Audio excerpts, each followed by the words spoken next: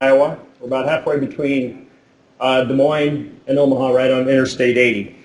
And we're probably a little bit different direction here. And most of the presentations have been by research colleges, that type of thing.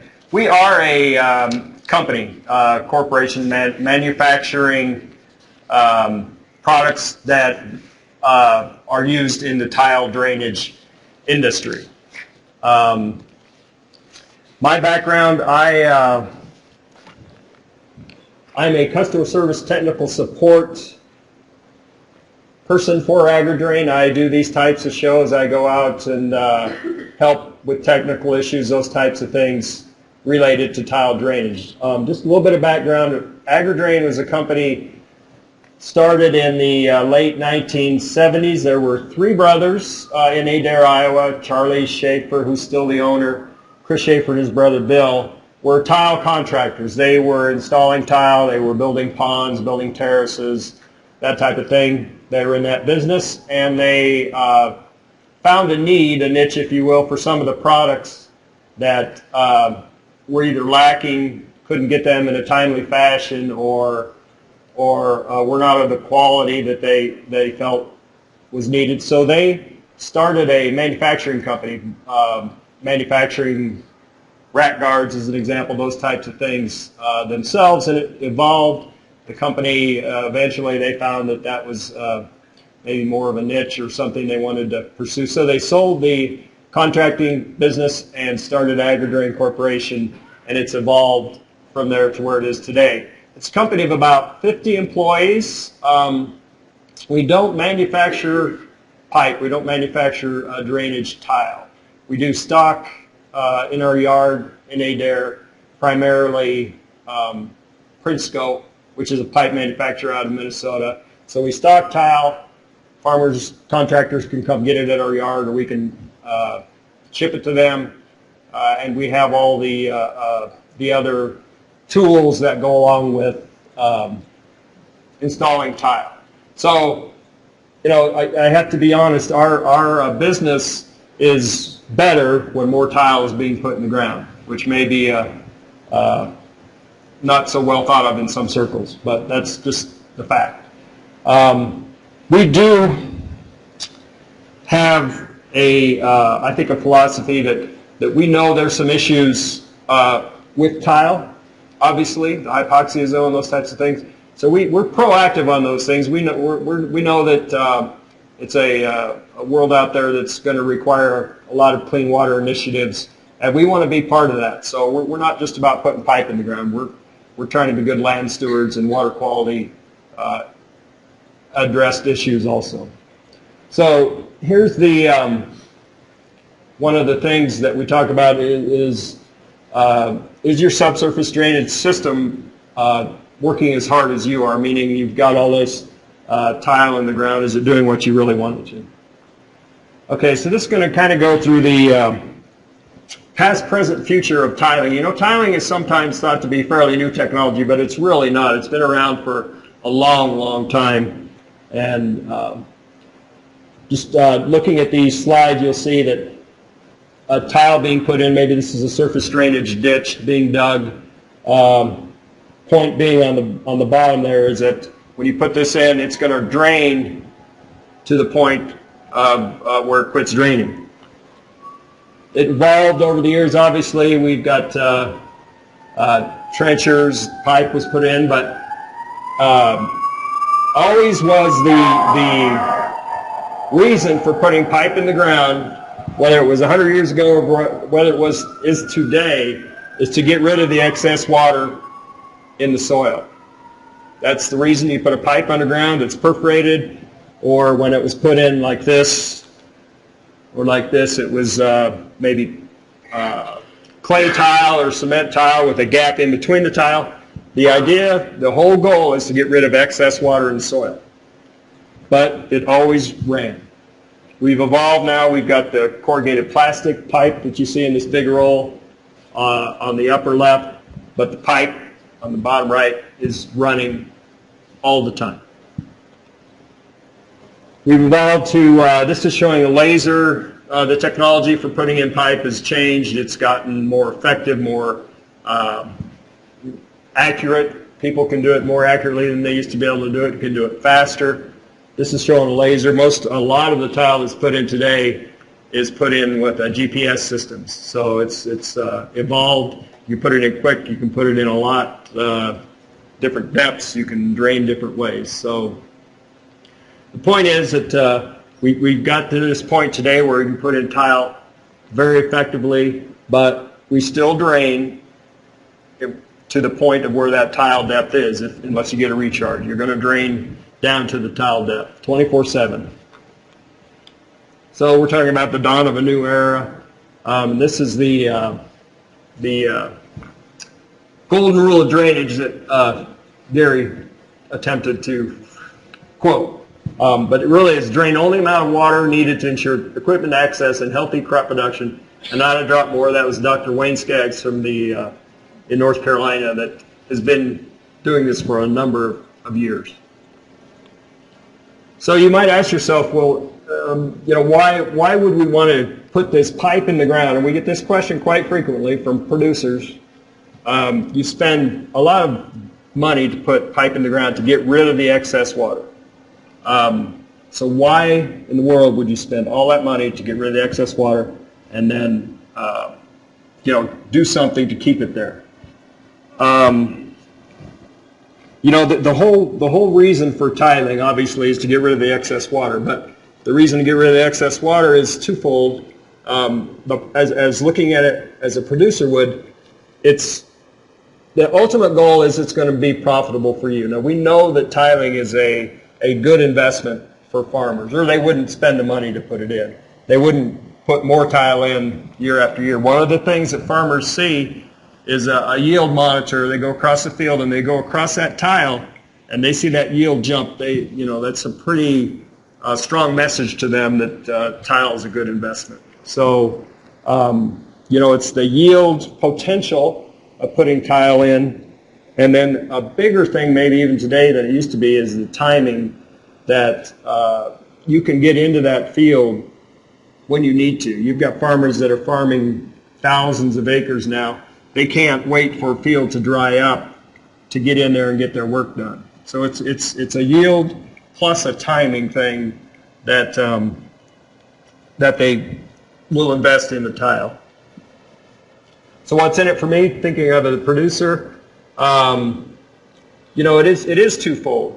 By using drainage water management and keeping as much water, draining as little water as possible, you've got a potential yield effect, positive potential yield effect. So you're not going to get a big yield bump every year. Some years are obviously different from other, but in a year like last year, in Iowa anyway, and most of the Midwest, we had a drought, and the effect that drought has had on our business has been amazing, because we're getting more calls than we've ever gotten about drainage, water management, and sub-irrigation. So you can see some of the private and public benefits. You can reduce nutrient transport 30 to 60%, reduce pesticide, herbicide, store more water for crop use.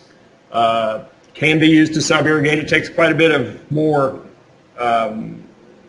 design to design a system for sub-irrigation versus just drainage water management. Sub-irrigation meaning that you pump water into the system and irrigate from the ground up rather than a pivot from the top down. Reduces flooding, that's debatable.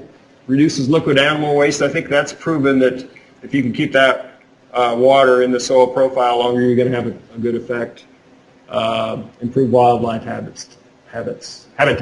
So we feel the effect is twofold. We think to get it sold to the producer, he's going to have incentives, and those would be a potential yield. Plus, if he can get cost share to do this, that's going to help also. So one of those programs where you can get some cost share help is through EQIP. AgriDrain has a sister company now called ESE, which is Ecosystem Services Exchange, and the goal of that company is to help producers design systems for drainage water management and go through the process, if you will, if they want to get cost share, to work with the NRCS and go through that process. You can get up to like 50% cost share on the structures. You can get cost share on the design. So it's a good incentive for the farmer to put that drainage water management system in. This is showing a illustration of how drainage water management would work, where you've got a water level control structure. In this case, they've got like a bigger tank or a bigger pipe going into the structure. The thought there being that you maybe have that for liquid animal waste, to possibly where you could pump out of that and reapply. I don't know how often that's being done, but I know in Ohio there's been a lot of research on the effect of holding the water in soil profile for liquid animal waste retention. This would show more like how you would control that water table throughout the year for two things: for yield and for keeping as much water in the soil profile for the environmental impact. So you've got like January, February, and this is probably more in the Iowa or the parts of the Midwest that are maybe frozen in the winter, where you keep the water table up here January, February, maybe in March you start to reduce it to get your crop in the ground, and then throughout this growing season here, you try to manipulate these stop logs to have a water table that's the most benefit for that crop that you have out there. So it's a little bit, but that's one thing that we can't, we're not able to have a real definitive figure on where should I keep my water table to get the ultimate yield impact. We don't really know. You know, it's a bit of a guessing game, but we know that if your tile is, in this case, 4 foot deep, and you've had a drought, and your water table is now 4 foot deep, it'd be nice to have that water table a foot or two higher so you have more water available for the plant. So you get into this area, you drain for the fall, and then you get back up for the winter. There's no sense in draining in the winter, so keep the water table high in the winter. This is just showing how you can use these water level control structures by stacking the stop logs up to raise your water table different times of the year that it needs to be done. This is an illustration of, with drainage water management, it obviously isn't the silver bullet, if you will, for some of the problems that we have with the water quality issues, hypoxia zone. It's applicable in flatter terrains. I wouldn't say only, but the flatter the better. That's where this practice is really going to be implemented on a lot of acres. I think it's estimated that somewhere between 10 and 15 million of acres in the United States could implement drainage water management because it's flat enough really to be used.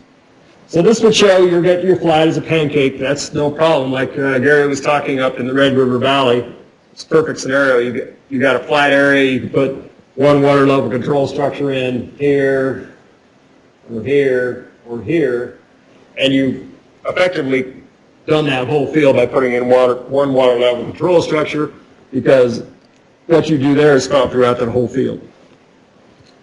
But the problem is not all our topography is perfectly flat. You've got some slope, you've got some hills. So this would show if you had a system where you were trying to do drainage water management and it was tiled in this fashion, you put a structure in, but you're only affecting a small area of the field here, because up here you're not going to have any effect because it's at a higher elevation. You can put in water level control structures to stair step that water up through the soil profile. That's one option. We do have a new product that we've been on the market for about a year or two. It's called the Watergate, and the main advantage of the Watergate over the slide we just saw was that it's a head differential device. Basically, as the water backs up on this downstream side, it closes this Watergate, and you stair step your water table up. So as you go up through the elevation in your field, you can have these water gates installed at 1 foot elevation differences, and they can keep that water table where you want it at the other end, if you will, of the field. It's kind of shown up here. So this shows a little bit clearer. You've got one structure here where you put the water stop logs in to control it. You install this water gate here and here as you go up through the soil profile, and you can see as it closes, it steps that water table. The whole idea is to keep your water table consistent through that field. What you do here is what you do up here. So this water gate would help to maybe make more acres available for the practice of drainage water management.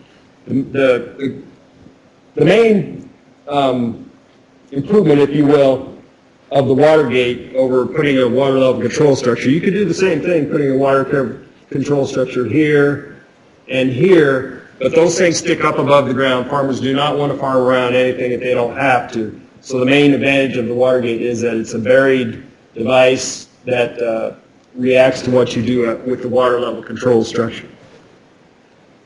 This just shows another illustration of how that would work. We really do have two different types of structures. We've got the manual structure that you see over here, where you just stack the stop logs in. We do have an automatic structure that's shown here, has a slide gate that's controlled by a linear actuator. It's a 12-volt DC system. It's got a solar panel. You can put a rain gauge in. This system has evolved. We're actually going through another iteration, if you will, of design, but we've got a system that works. What we're trying to do is get the system where it's affordable. We're in an ag market. It's a little different than a construction type market. It's harder to sell a higher priced system into that. So we're getting close, but our main focus now is trying to get this affordable for farmers. And basically what you're going to do with this system is you're going to have a way to monitor the water level in the structure on the upstream side. So what your water table is will reflect what's in that structure, and this gate will open and close to maintain that water table set point that you choose as a farmer. It's a two-way telemetry system. You can monitor the water table, the battery voltage, rainfall, those types of things remotely. It's a remote system, so you don't have to be there to pull the stop logs out and put them back in when you need to change things. This is another new product I'm going to just briefly talk about. It's our water quality inlet, we call it. I don't know how familiar you are with surface drainage, but there's pocket holes or terraces that are installed, and they have usually a surface riser that comes to the surface that has holes in it, and that takes that water away from that ponded area quickly.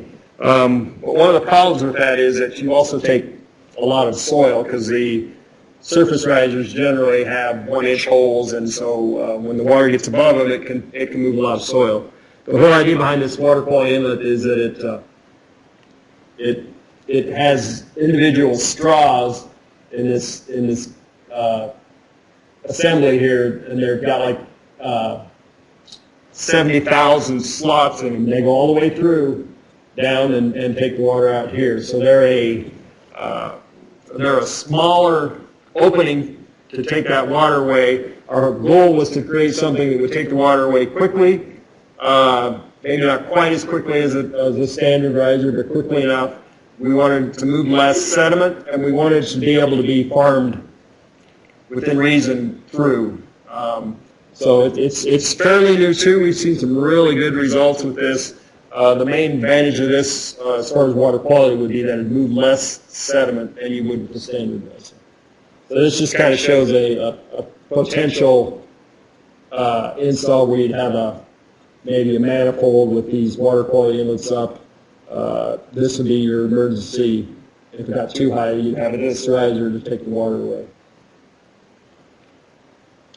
We do have these installed at AgriDrain. Just last year we built this is a wetland. If you go farther down the hill, there's a pond down here where these trees are at. So you've got this kind of little berm here, wetland here. All the water from our parking lot and building runs into this area. So we put a manifold with these water quality inlets in just to see how they perform. And you can kind of see that we got a lot of rain this year. It was 2000, whatever that is, 11.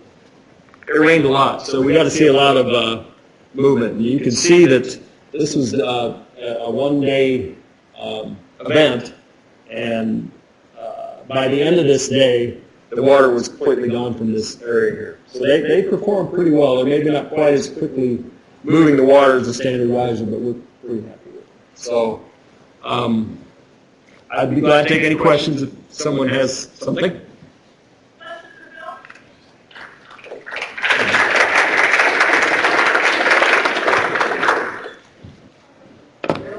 Yes.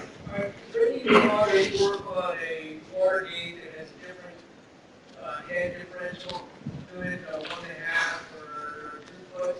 Yeah, that's a good question. There is, actually. Right now, the water gate that we have is, we've got one, and it's got an 8-inch connection on 8-inch SCR35 stub, so it can hook up to 8-inch pipe or 6-inch pipe. We're working on a bigger one that'll fit 12-inch pipe. That'll be out soon. But in regards to your question, we do get questions all the time. Could your device be changed for 6-inch increments or 1.5, 2 foot? And we're looking into that. The thing that might be a little bit of an obstacle there is, are you going to? Can you sell enough of those at the different head differentials to make it worth the time to do? It can be done, and we're looking at it, especially maybe when you get into sub-irrigation. You may want to control to a 6-inch differential rather than a foot. Right now they are a foot, so you got to install them at a foot and they're going to react to a foot. Yeah, we're looking at that. So I just want to thank our speakers today and the audience today. I'm not sure that anybody gave you the one silver bullet